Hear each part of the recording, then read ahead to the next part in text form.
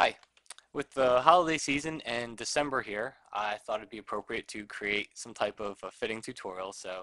Snowman is going to be our theme for the next couple weeks. I'll walk you through how to create this guy. It'll probably take about 2 to 3 tutorials, so just keep an eye out over the next couple weeks. Here's a picture of our finished image, and let's move on to how to get there. First thing you do is just start out with a new document, and you're going to create a white circle. Very first step with the elliptical marquee tool, just fill that with white on its own layer here. I've already done that and I've already added some layer styles, so let's go through the layer styles. I have an inner shadow, an inner glow, and a bevel and emboss layer style. So I'll show you each of them.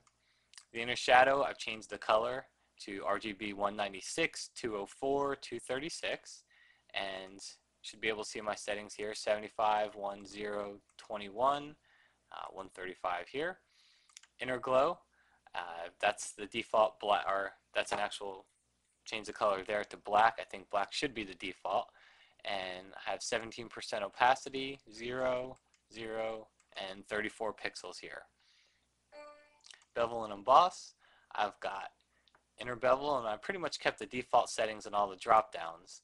For the depth, I have 191%, size 25 pixels, 124 and 74 is the angle here. And the only trick is I changed the color here to RGB 122, 128, 153. Drop that down to about 12% opacity and move on to texture. And I picked a default texture here. It's called clouds. And all you need to do is just change this to 139% and 34%.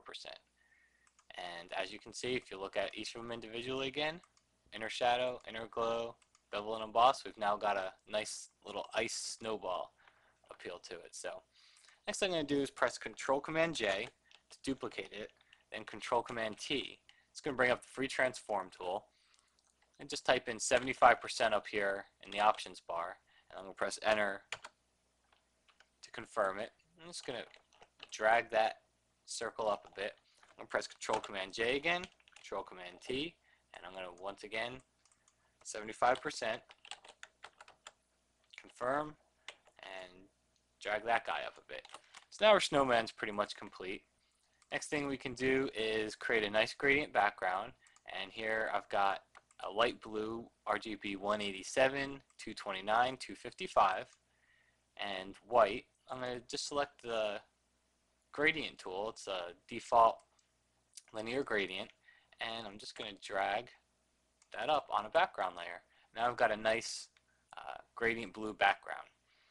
So that's going to be it for this one. We're running out of time, but if you have any questions, feel free to email me at extremephotoshop@yahoo.com, and we'll see you for the next part. Thanks.